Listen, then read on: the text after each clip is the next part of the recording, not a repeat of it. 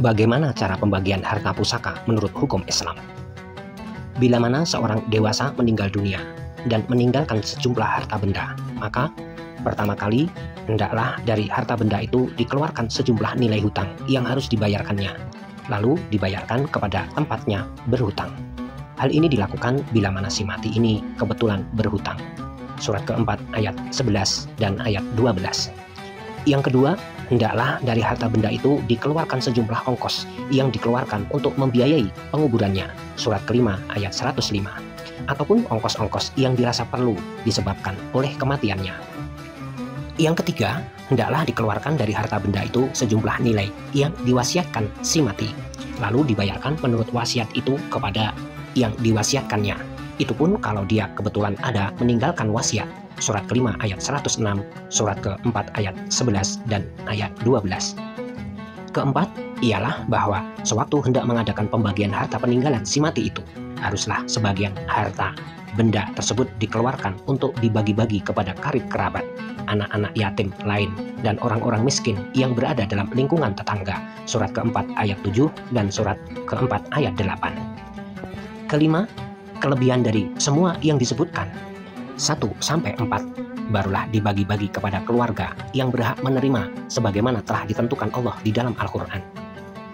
Yang termasuk keluarga bagi seorang yang meninggal dunia dalam hal pembagian harta pusaka ialah bapak kandungnya, ibu kandungnya, istrinya atau suaminya yang ayah menurut hukum Islam, saudara kandungnya baik yang lelaki ataupun yang perempuan, anak kandungnya baik yang lelaki maupun yang perempuan. 5 golongan inilah yang termasuk keluarga bagi si mati yang berhak menerima bagian harta pusaka menurut ketentuan di dalam Al-Quran.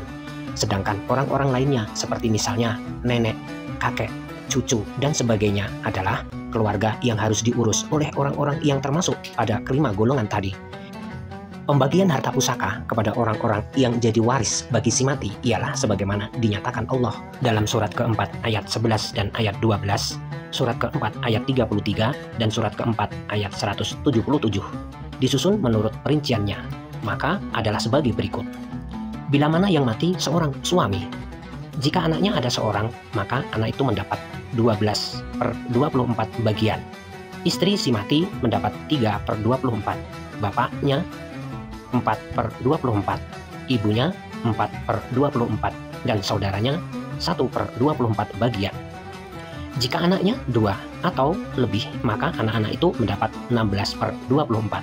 Istri si mati 3/24, ibunya 2/24, dan saudaranya 1/24 bagian.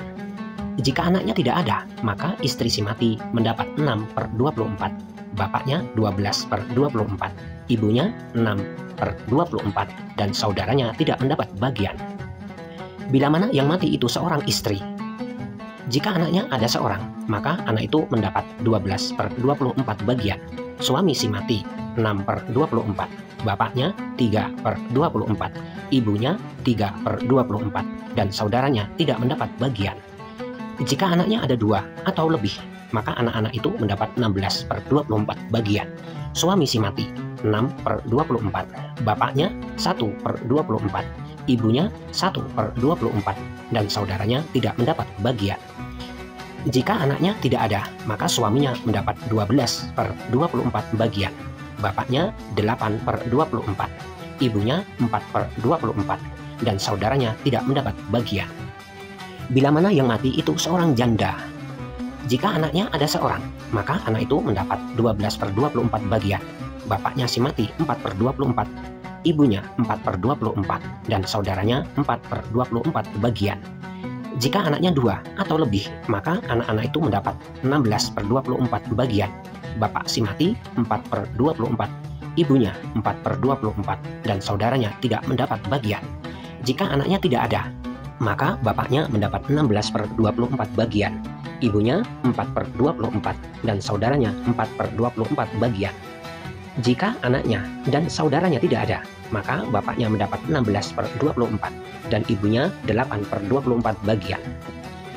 Bila mana yang mati itu seorang janda tidak beribu bapak, Jika saudaranya ada lelaki atau perempuan, maka saudara itu mendapat 4/24 dan anak-anak si mati 20/24 bagian. Jika saudaranya 2 atau lebih, maka saudara-saudara itu mendapat 8/24 dan anak-anak si mati 16/24 bagian. Bila mana yang mati seorang janda, tidak beribu bapak dan tidak beranak. Jika saudaranya seorang perempuan, maka saudara itu mendapat 12/24 bagian. Selebihnya diserahkan ke Baitul Mal. Jika saudaranya seorang lelaki, maka saudara itu mendapat 24/24 bagian semua harta pusaka. Jika saudaranya 2 orang perempuan, maka saudara itu mendapat 16/24 bagian. Selebihnya diserahkan ke Baitul Mal.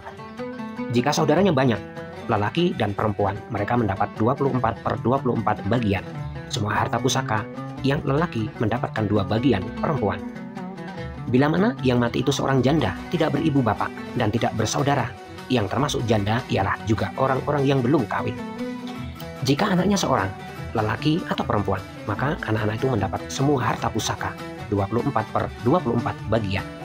Jika anaknya 2 orang atau lebih, maka anak-anak itu mendapat semua harta pusaka 24/24 bagian.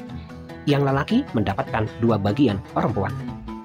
Hal-hal lainnya ialah bila mana yang mati itu seorang yang tidak mempunyai pewaris seorang juga, maka semua harta pusakanya diserahkan pada Baitul Mal. Bagian yang harus diberikan pada ibu bapak dari si mati, bila mana di antara keduanya ada yang telah meninggal dunia, maka bagiannya harus diserahkan kepada ibu atau bapak yang masih hidup. Yang mendapat bagian harta pusaka menurut Al-Quran hanyalah orang-orang yang berhubungan setingkat pada si mati. Sedangkan orang-orang yang berhubungan 2 tingkat pada si mati termasuk kerabat, seperti yang dimaksud pada surat keempat ayat 8. Kerabat ini tidak mendapat bagian harta pusaka karena masing-masingnya diurus oleh orang-orang tertentu setingkat berhubungan dengannya atau mendapat bantuan dari Baitul Mal.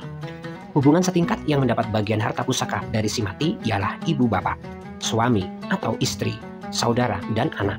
Dalam Al-Quran mereka ini disebut dengan akrobun. Hubungan 2 tingkat yang tidak mendapat bagian harta pusaka dari si mati ialah nenek dan kakek, mertua, ipar, menantu, anak tiri, saudara tiri, dan anak saudara. Dalam Al-Quran mereka ini disebut zul korba atau kerabat.